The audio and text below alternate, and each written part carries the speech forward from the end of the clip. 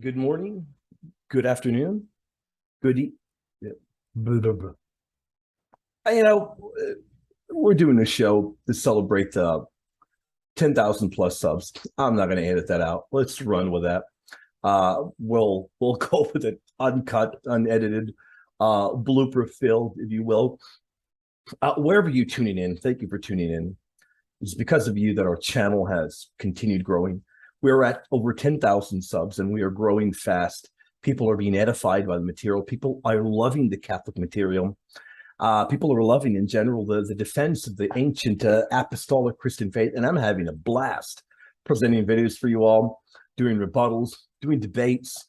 People maybe wonder, William, we're loving this stuff. Are you going to do live shows again? Without a doubt, live shows will come back.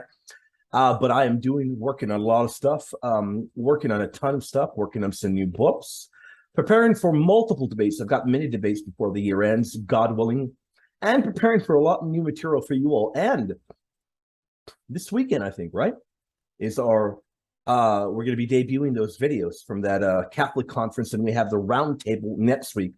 A ton of incredible stuff going on. Wanted to briefly say thank you at the beginning of the video.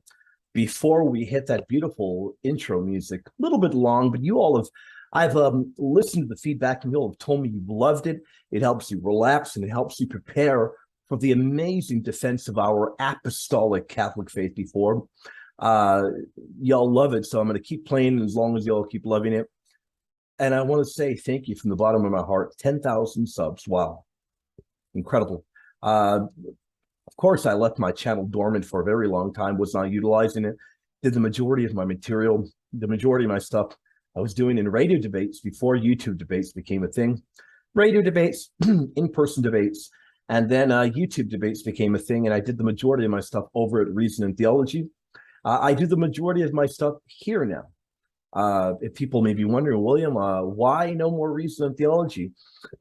Nobody said no more Reason and Theology, but I do the majority of my stuff either here or at the Apocrypha Apocalypse. I am still near and dear friends with Michael, with Eric, with Elijah, and I do stuff with them, and I'm going to be doing stuff with them here as well. So, yeah, if you want to know where you can find my debates, you're going to be able to find them here. And I've got many more coming up before the year's over, including one over at Pints for the Aquinas. And I've got a couple of doozies before the year's over. We're working on those details, so let's pray. Pray for me. Pray for my family. And it's time to enjoy a controversial topic, isn't it? I mean, transgenderism, that's pretty controversial. So you know, I thought, what better show than an incredibly controversial one to celebrate my 10,000 subs? So here we go. This is going to be controversial. Yeah. Am I going to get hit by something by YouTube? I hope not. But I'm no stranger to be speaking from the heart and saying things the way they are. Look, I'm not going to keep you waiting any longer. Thank you very much. I love you all. Do me a huge favor. Smash like. The way you would smash heresy. Smash the like button. Share it as well. Let me know what you think down below. Let me know what you think in the chat. I love you. Thank you so much for tuning in and for making the channel what it is. It wouldn't be anything without you. God bless you.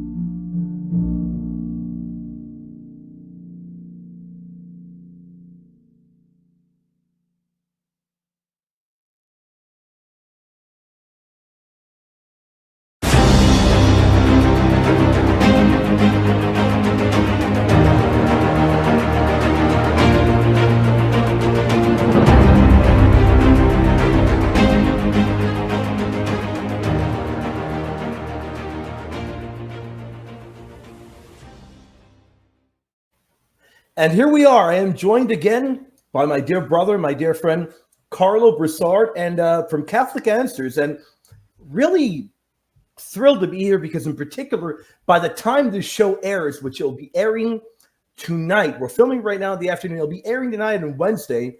This is my celebration show of we finally hit over 10,000 subs. Thank you, everybody, for tuning in. And do me a huge favor. Check out everything Karlo is putting out. By the time you watch this, there'll be a link to all of his books right down there. Check them out over there at shop.catholic.com. Great bookstore where you can find them in hard edition or you can find them in ebook edition. We're going to be talking about a very important topic today. But before we even dig in, I want to ask you, Karlo, brother, how have you been, my friend?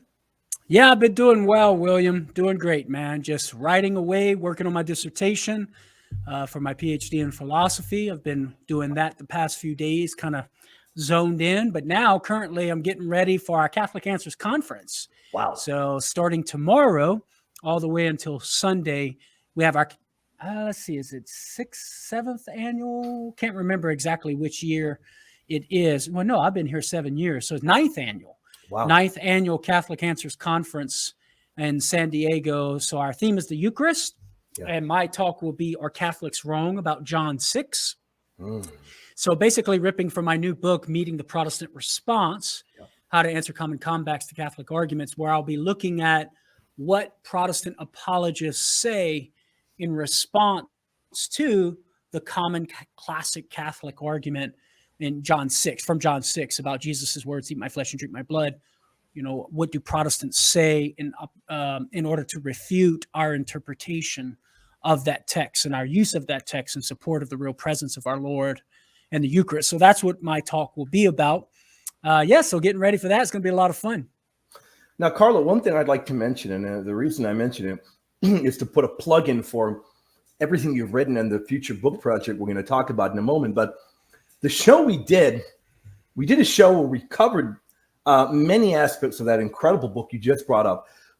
I had a number of people reach out to me and tell me that when we covered the section on the Eucharist, where you talk about the fruit of the vine and various other things, that they were not only edified, they were blown away. And I had one evangelical tell me that he went from being on the fence about Catholicism to now deciding to convert to the Catholic faith. So all glory to God, blown away. And I've had such an incredible response to all the shows we've done together. People have been very edified. So the reason I say that is if people, the book you just mentioned is an incredible book. We did a show on it.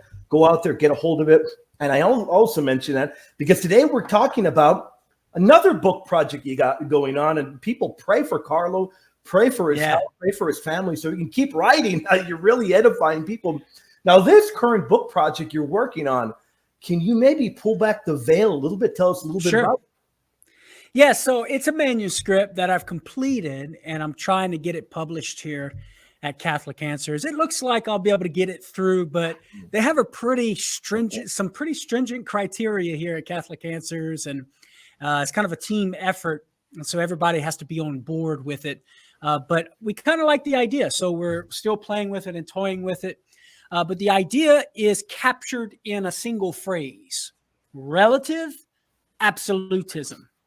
Now, that's probably not going to be the title, but the idea is looking at certain modern cultural absolutes, 10 thou shalt nots.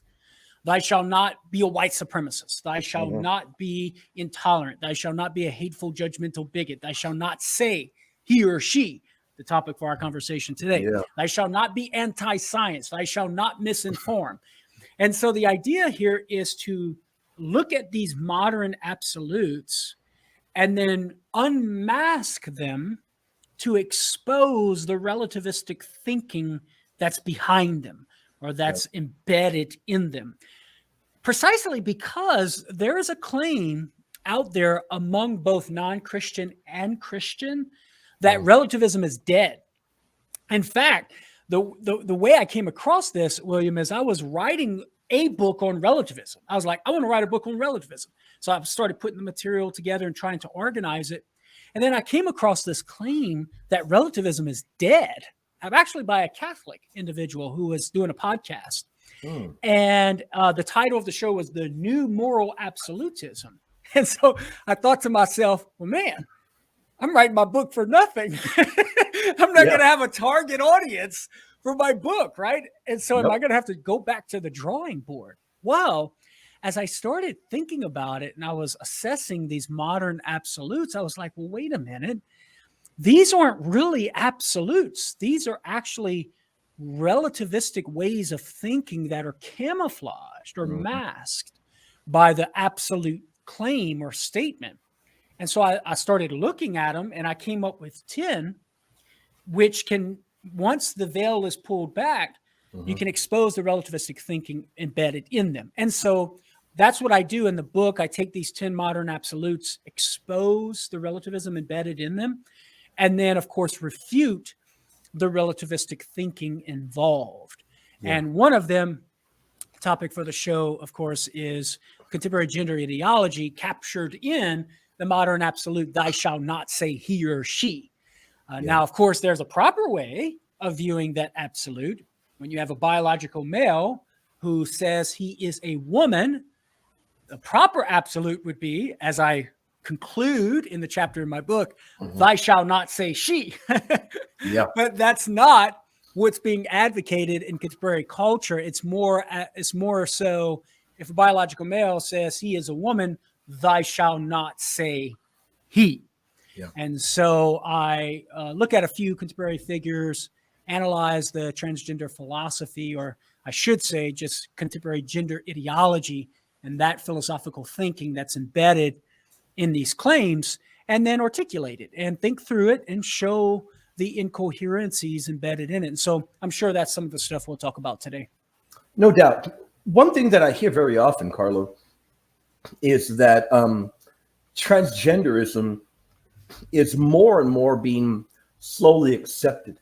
And I can tell you the one thing that I have noticed through the years, one thing that I do when I wake up in the morning immediately, well, I read a little bit of Holy Writ, I read a little bit of the Fathers, and then I'll look at the news, what is going on in the world.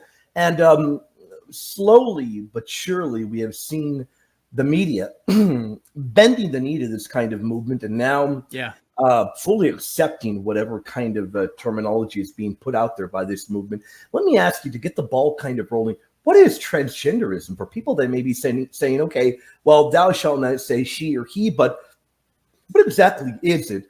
Is it something to where people can merely say, well, look, Carlo, look, William, I was born a male, but I'm truly a female trapped in a male's body. I identify as whatever. What is transgenderism?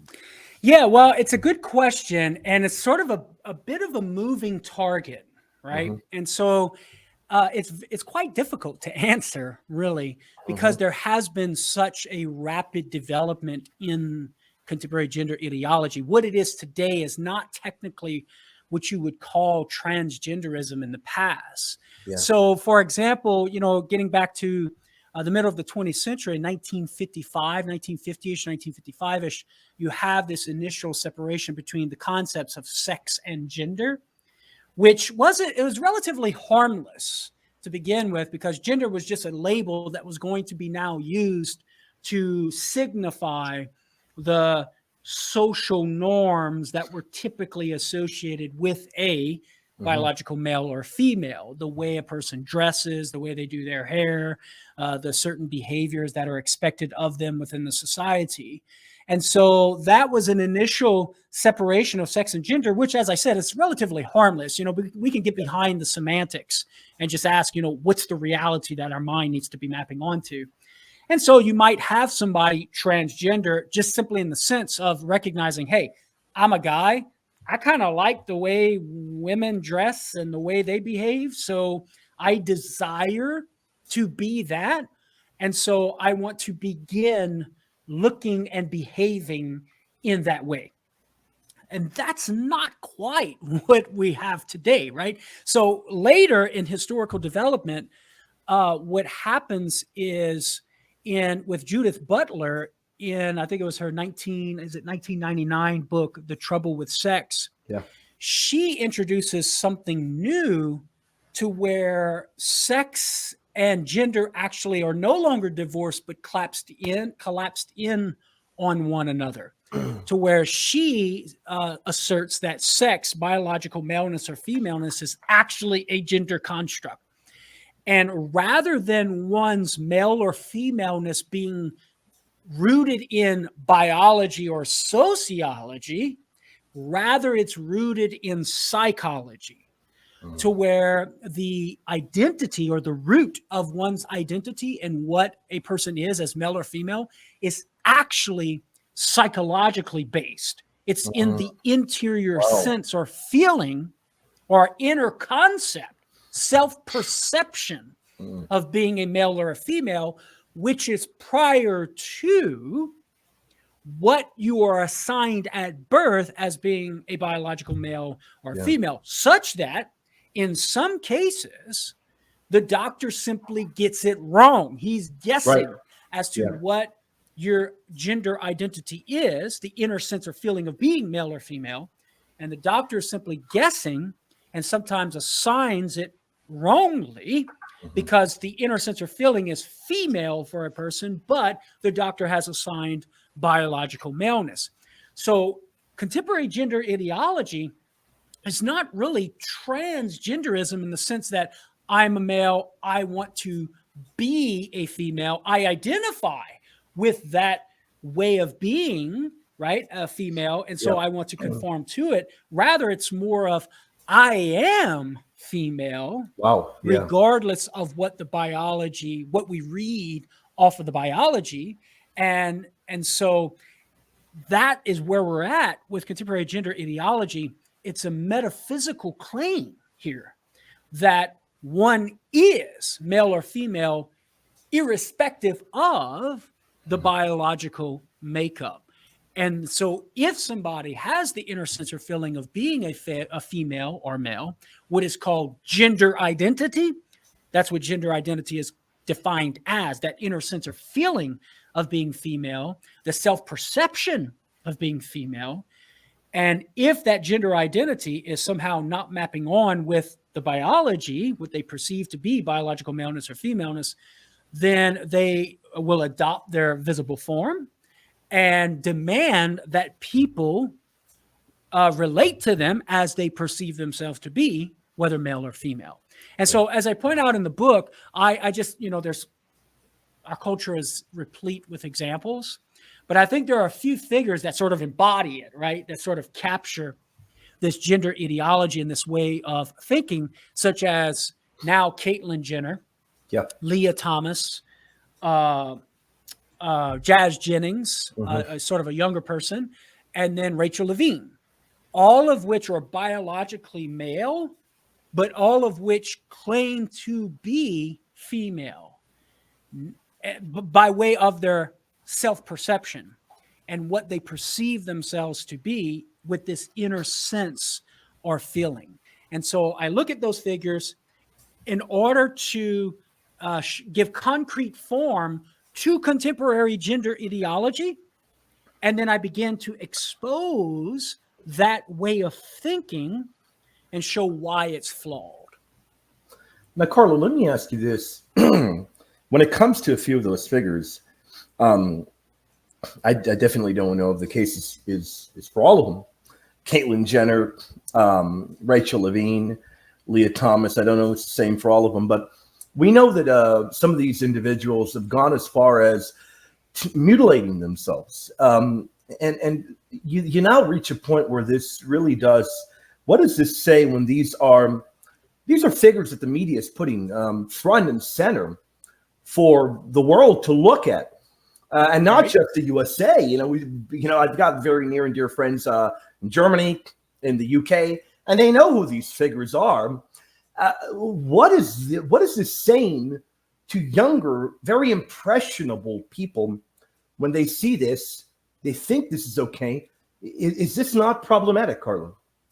Well, it is problematic, and that's an assertion. But of course, the key question is, why is it problematic? Right.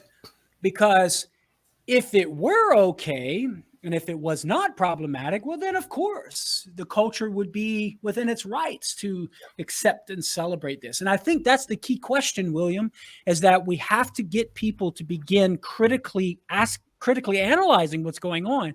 Yeah. And asking the essential question, like, why is this problematic? Because we as Christians can go on and on and on, say, oh, that's a child abuse.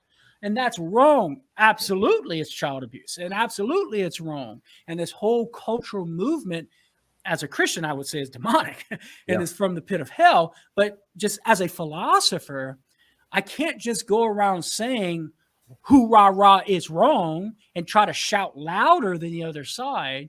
I have to be able to articulate a reason why I think it is immoral, and thus to encourage young children to engage in it would be child abuse. We have to provide a rationale as to behind why it's child abuse, but that's going to be rooted in whether or not this stuff is immoral, which in turn is going to be rooted in whether or not the philosophy that's driving contemporary gender ideology is true or false. Yeah. And that's where the rubber hits the road of exposing the ideology and the way of thinking that's driving it, and asking, does this map on with reality? Yeah. Is this the way the world really is? Is it true that there's an inner sense or feeling of being female that's irrespective of the biological makeup, such that that is what determines the person's essential identity as an individual member of the human race?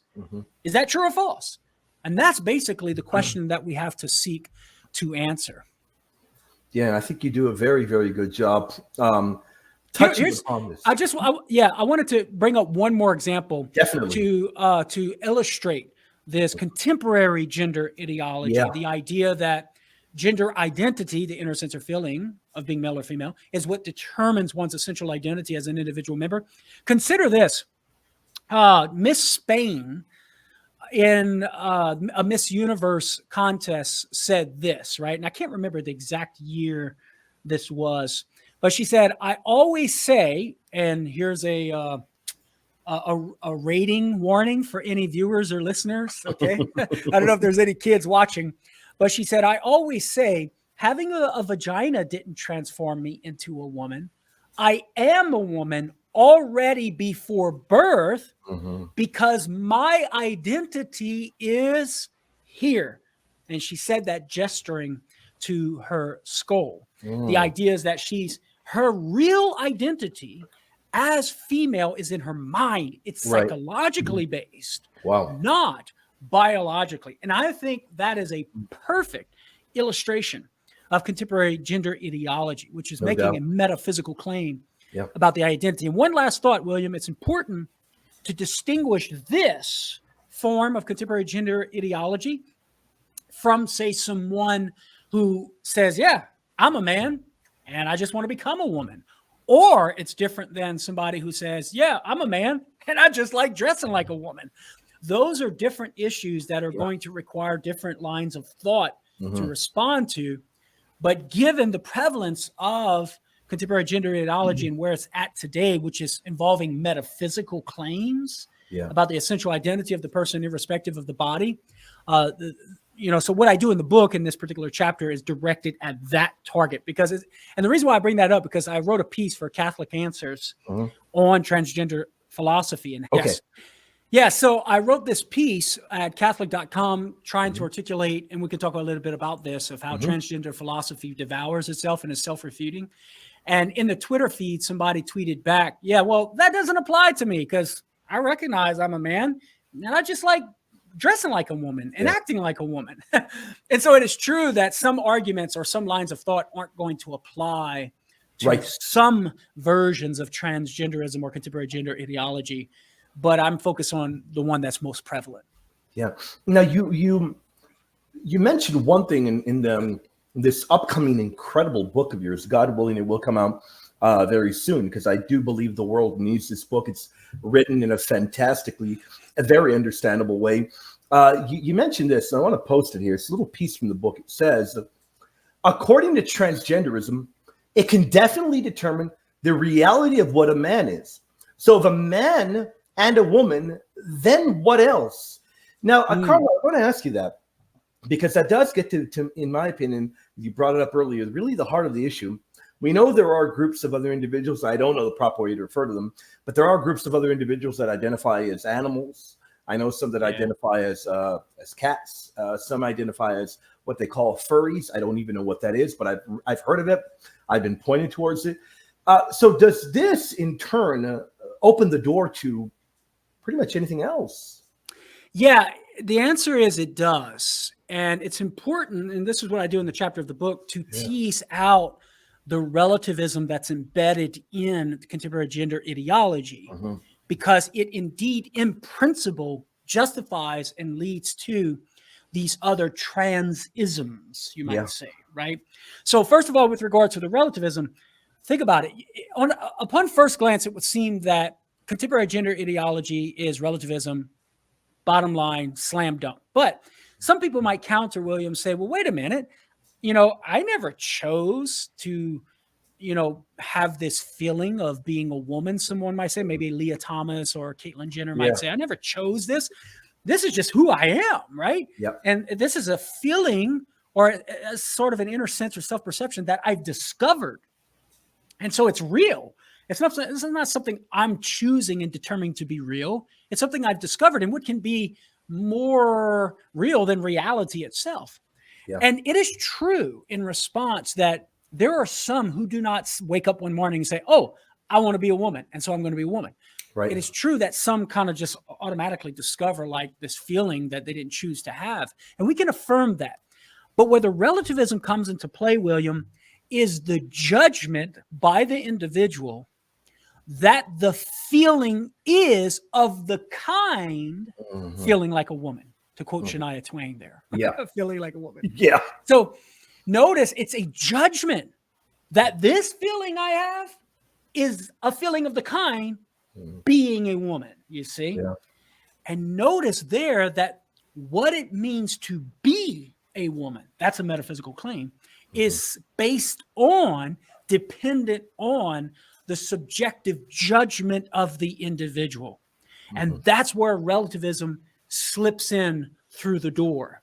And then, of course, if the judgment about what a woman is based upon the individual's judgment, well, then the truth about what a man is based upon the individual's judgment.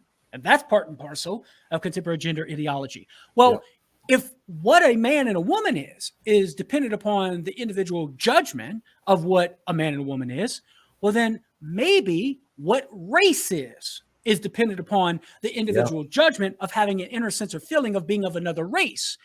And then if that's the case, well, what about the truth about being a human or an animal? If a person has an inner sense or feeling of being of another species, well, then they're making a judgment that what the species is dependent upon their subjective judgment. And so notice here, in principle, William, this is not just a slippery slope like, oh, well, if you do this, it's likely something else is going to happen.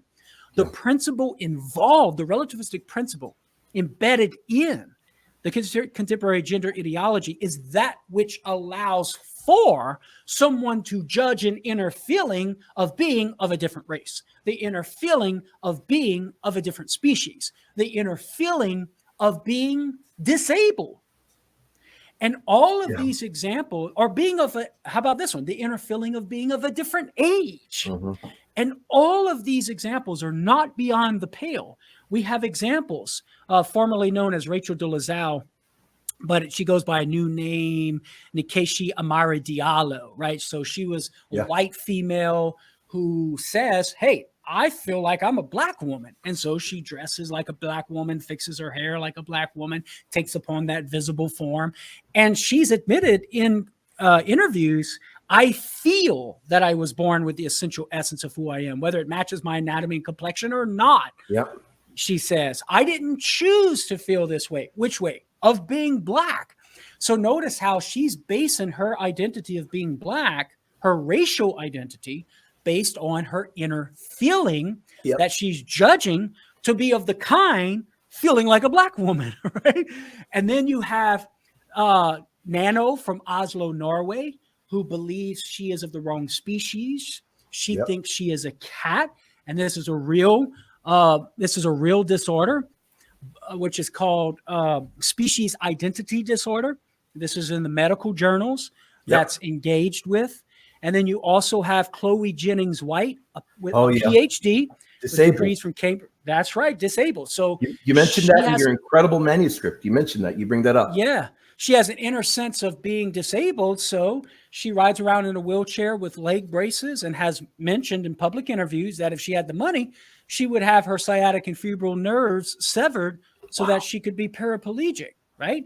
Now, somebody might say, well, that's crazy. Well, if nature has no bearing, if our biological makeup has no bearing on a biological male claiming to be a woman, and that's not absurd, and who can undergo surgical procedures to conform thereto, well, then why is it so absurd for somebody who has an inner sense of feeling of being disabled to undergo surgical procedures in order to be disabled, or to at least conform to that way of behaving by riding in a wheelchair?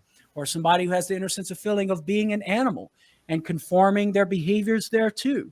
Or even age. I mean, think of one who's named now Stefani Walsh. I think it's in Canada, a gentleman who had 7 kids, brother, and was married and said, hey, I have the inner sense of feeling of being a 6-year-old girl. So he leaves his wife and kids and then goes and lives with an elderly couple and dresses like a little girl playing with baby dolls all day.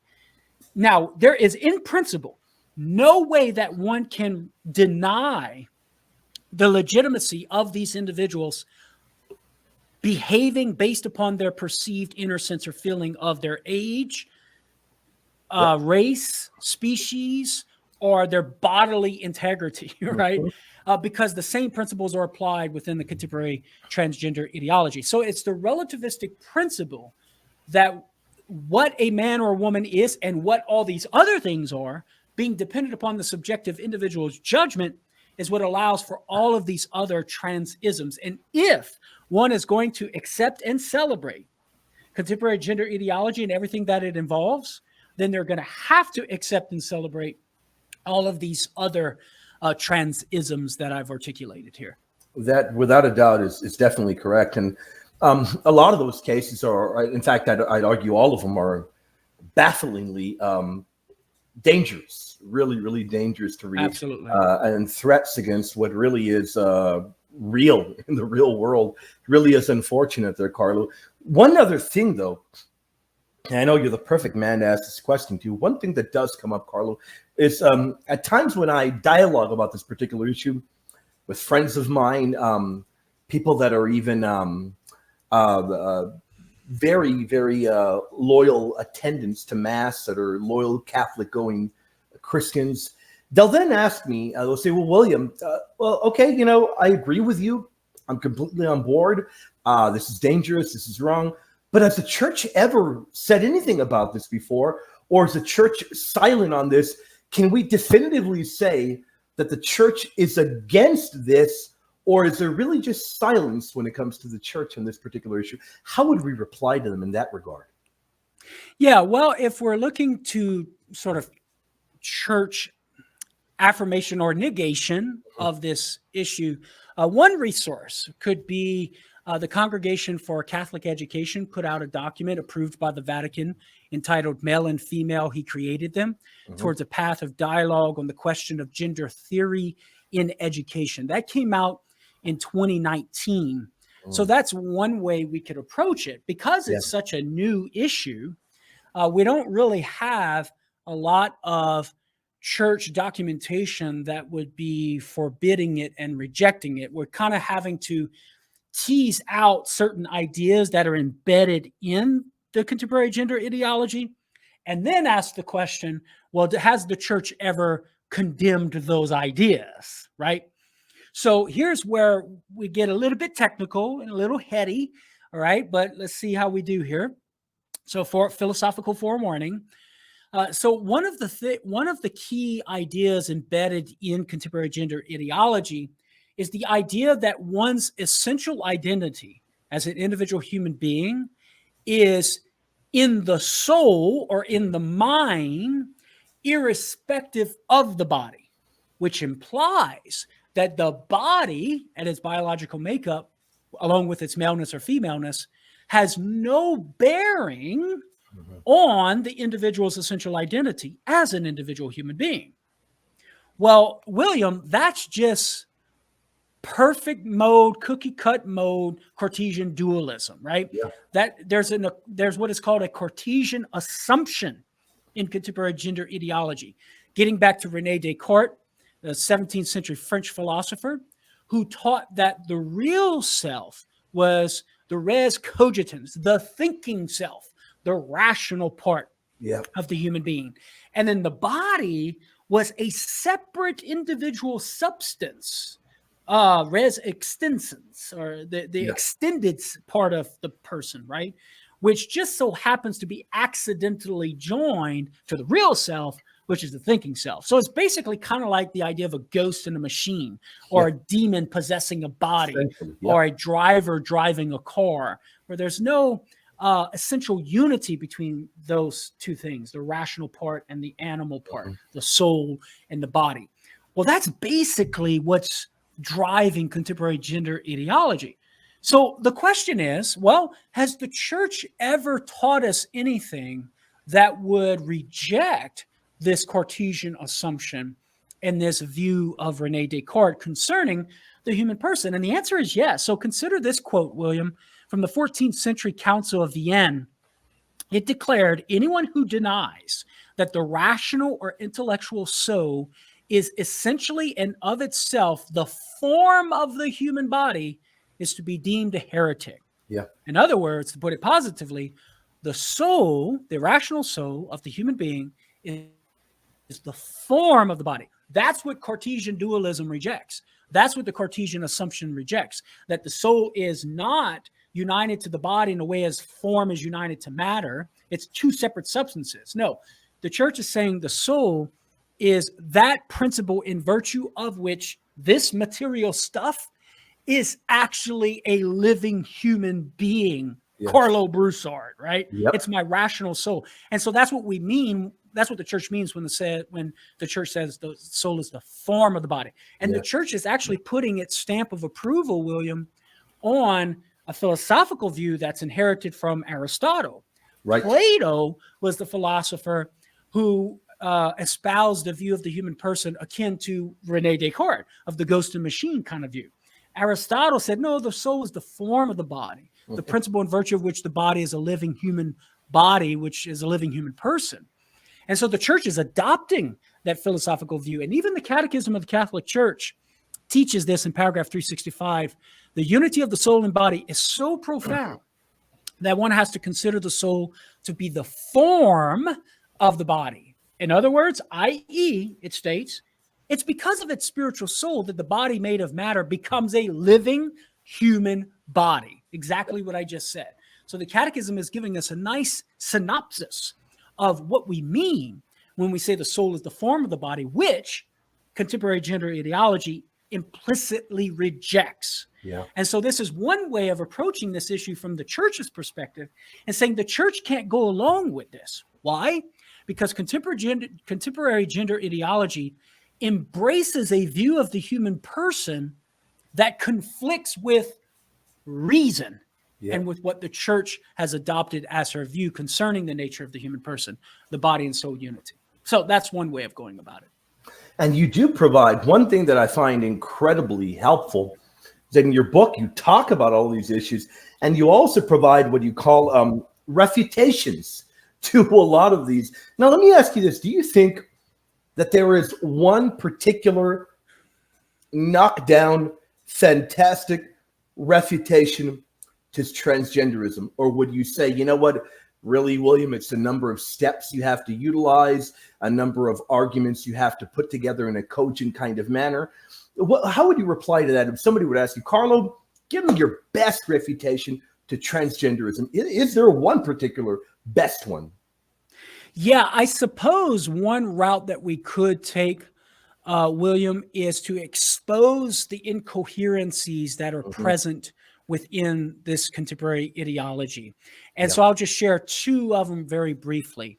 The first incoherency manifests itself in one's attempt to conform to what they think should visibly be their gender identity, the expression of their gender identity. So take Caitlyn Jenner, for example. Whenever he didn't have that femaleness kind of visible form, and he was going by Bruce, the very reason why he began to, quote unquote, transition was because he perceived his biological maleness and everything that goes with that as not being expressive of his gender identity. So thereby, he denied a connection between biology and gender identity, visible form and gender identity. But yet, inasmuch as he quote unquote transitions and tries to take on a visible female form, he thereby affirms a connection between the visible form and gender identity. That's the reason why he did it in the first place. Correct. So notice how, William, what's going on here is that Jenner is affirming, initially denying a connection between visible form and gender identity, and at the same time affirming such a connection between visible form and gender identity. And that's a contradiction. So that's an incoherency there, at least for these type of folks who are making a metaphysical claim like, I am female, and so now I'm going to change my visible appearance, whether it be like the very physiological makeup of the body, and through surgical procedures, or just the visible form of outward appearances. The same principle applies. There's a denial of the connection and an affirmation of the connection at the same time and in the same respect. But I think even more profound, perhaps, William, would be to simply ask the question, okay, what is a woman? Leah Thomas claims, I am a woman. And because of that claim, Leah Thomas joins Pennsylvania's women's swim team and competes in competitions and destroys the competition. So the question to Thomas and Jenner and Jazz Jennings and Levine is even as the senator asked Ketanji Brown Jackson, what is a woman? And she said, I'm not able to answer that question. And then she says, because I'm not a biologist. Well, she actually sowed the form there, William, because notice the implication there is, if I were a biologist, I would be able to define what a woman is by way of biology. But that's the very thing that's rejected in contemporary gender ideology. You can't define a woman in terms of biology. So what is a woman defined in terms of within contemporary gender ideology? Well, it's defined in terms of gender identity. A woman is somebody who has the inner sense or feeling of being a woman. Or you might state it differently. A female is somebody who has the inner sense or feeling of being a female. But the problem with that, William, is that that's circular reasoning. You can't define a term in terms of that term, right? That's correct. A woman is somebody who has the feeling of being a woman. Well, wait a minute. We were just asking what a woman is. You can't define the term using the term. So Shania Twain got it wrong. A woman feel like being a woman, right? So that's one of the serious issues with the contemporary gender ideology. Its inability to even define what being a woman is. And if that's the case, brother, well, then what the heck is our culture doing trying to force people to say, "Thou shalt not say he," when he's clearly a biological male? Because he claims to be a woman? Well, what the heck is a woman? And within the contemporary gender ideology, they have no definition that is not viciously circular or fallacious. And furthermore, if being a woman is subject to the private individual's judgment, and like what a woman is subject to the private individual's judgment, well, William, that just guts the meaning of woman, because there's no possible way for us to objectively discern the meaning of being a woman if it's contingent upon this individual's definition or feeling of being a woman, that individual's feeling of being a woman, that individual's feeling of being a woman. We have no way to discern if all of those feelings are of the same kind, being a woman, because they're all private and subjective. And so it guts the term woman of any meaning, thus leaving the term woman meaningless. Yeah, meaningless. And if the term woman doesn't mean anything, well, then we should not be demanded to embrace this contemporary gender ideology, right? And I don't think anybody wants to go around saying, I'm a woman, and have no idea of what that term means. Like, it's based upon nothing. And so these are some of, this is just a little sample of some of the incoherencies that I point out in this hopefully forthcoming book, which I'm hoping your viewers will say a prayer for, that we can get it published. Definitely. We definitely will ask for them to pray. And one other thing I'd like to ask for the audience to do, which they do with every video, do us a favor, hit like, share, and let us know what you thought down below. Have you enjoyed the conversation? What do you think about this future project? By the way, there's a lot more in this incredible book, a lot more in there. We're talking about one particular area. Let us know, does it interest you? Would you want to see it come out? Do you want to see it? Because we know the great team there, and it's a great team. I know a lot of them there, Catholic Answers. They work as an incredible team together, and they want to know, okay, they want feedback. What do you all think about this future project? I, myself, cannot wait, and I hope it does come to fruition. I tell you that, brother, I think it'd be incredible. But we'd love to hear what you, the audience, think. The last show we did talking about Karlo's latest book, you all loved it. I had tons of people in the comments say they went out, got a copy. Let us know what you think about this down there, because really, in the times that we're living in, we really, really need something like this. And in times where I've been told a lot, Karlo, that we're living in a time of confusion. And it really is an unfortunate thing when people that are even in the church are confused. Okay, well, how can I think? You know, this seems very wrong. And clearly it is. And I think you provide an incredible roadmap as to how to refute these dangerous ideologies in the book. Very, very helpful. Now, before we conclude the show, Karlo, I'd like to ask you, what is there any other particular message you'd like to give the audience on this particular issue? And maybe any resources. You talked about an incredible article. I'm going to have to find that. By the time this airs tonight, that article you wrote for Catholic Answers will be down below. Maybe you can refer the audience to anything other than that article. Are there any other resources you think would be helpful for them? Yeah, I'm trying to think of something off the top of my head that's on the popular level. I know my colleague here at Catholic Answers wrote a book called Made This Way. Mm-hmm. And I think the co-author was Lila. No, that's Lila Rose. I can't, it's slipping my mind who the co-author was, but it deals with some of these issues. But there's really sort of no go-to resource yet on a popular level that sort of encapsulates this ideology and succinctly refutes it and goes through it. It's just a matter of pulling together all the different aspects of it. I found it, by the way, Lila Miller. It was Lila Miller. There we go. So she co-authored that with Trent Horn. But I would recommend some of the resources some of the articles that I wrote online for Catholic.com. Just type in transgender in the search engine, and some of those articles that I wrote will come up. But you asked me about another approach. And this other approach, William, would be the more technical approach that's getting to really the heart of the matter. And that is whether the Cartesian assumption is true. Namely, that my real self is my inner self, the rational part of me, and that the body has no bearing on my essential identity as an individual human being.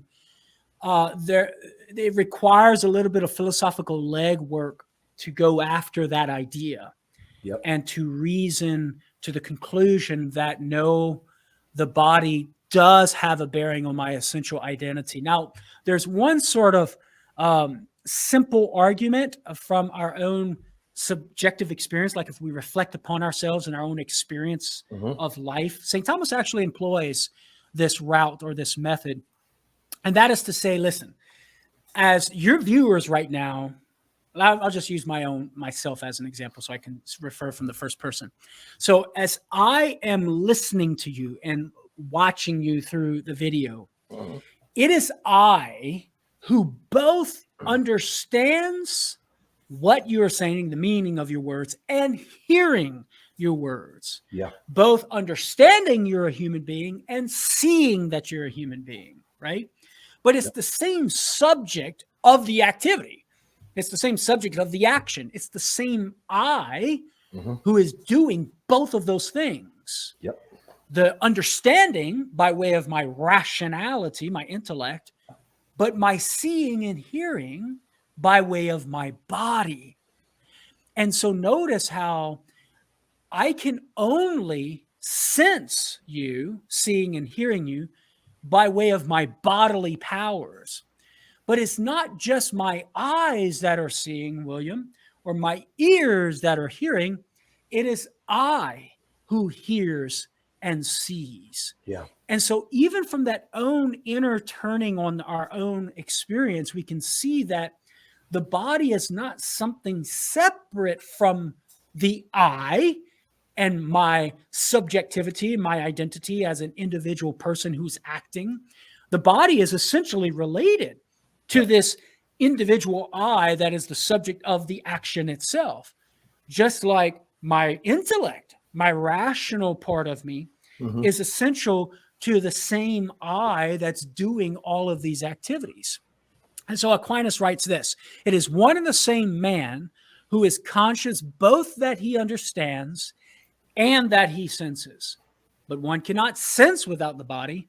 Therefore, the body must be some part of man.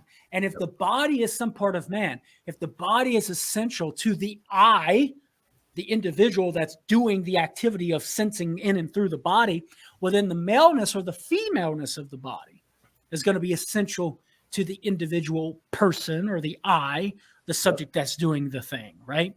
And so this is one way that we could go about trying to help people to understand, listen, the body's not divorced from our real identity and self. The body is essential to who we are as individual members of the human race. And with the body comes the biological maleness or femaleness. So I, with my biological maleness, am male because my body is a part of me.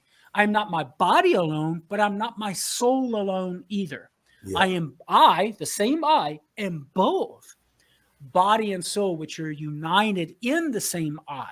And so it does constitute who I am as an individual, namely my maleness. Karlo, those have been incredible points. I think you have laid down a masterful roadmap here of really showing the clear problems within this ideology. And we barely touched the surface. And I think this dialogue has been incredibly edifying. Brother, before we conclude, I'd like to give you the chance to give you the floor. Is there anything you would like to point your audience towards? Maybe a webpage, maybe a project that you want them to take a look at? Or, hey, how about before we even conclude, you tell them about that conference they're going to be at? Because let me tell the audience one thing, brother. I'm blown away at how relevant all of this is. I right now working on a number of stuff when it comes to the Eucharist. And John 6 comes up all the time. You're going to be talking about that there. The audience are going to want to know one thing. If they cannot attend there in person, Karlo, is there any way they can watch us virtually or watch the talks after? What can be done there? Yeah, that's a great question to which I don't know. Okay. I mean, I do know that it's not streamed live. Okay. So it is not the case that you can watch it live. However, with regard to being able to purchase the conference later on, they normally do package all of the talks and make them available for sale, I think. Yeah. So later on down the road, they might want to check out, call Catholic Answers, say, hey, y'all have the talks from the 2022 conference available for sale. And for those that are in the area, though, where can they find you? And what is the date of this incredible conference? Yeah, so the conference runs starting tomorrow at like 5-ish or something in the afternoon and goes all the way until Sunday. And it's at the Hyatt Regency Hotel in La Jolla, California. So right there in La Jolla. And so I'm looking forward to it. It's going to be a lot of fun. And so if I don't know if people can come and register on the spot. It's my understanding that registration actually closed a couple of days ago. But who knows? They might be able to call up Catholic Answers and say, hey, You got any room for me? And they might let you in. And that is something we definitely recommend, because over at Catholic Answers, they're doing a lot of incredible work there, a lot of great edifying stuff that they're putting out. And we really recommend they go in to check that out. Brother, thank you so much for your time again. I've been incredibly edified. I know the audience are going to be incredibly edified by the time this show comes out, which it will be out tonight. So everybody, after you check it out, give it smash a like button and let us know what you thought down below. Let Karlo know what you thought. And if he doesn't look at it, I will tell him, because I know Karlo's an incredibly busy guy. But definitely, everybody, make sure to let us know what you thought about it. Let us know if you're excited about this book project. And keep tuning in, because I will be bringing Karlo back, because I love doing work with him. Karlo, thank you so much for your time, brother. God bless you, my friend. Hey, William, thanks for having me, brother. God bless you. God bless.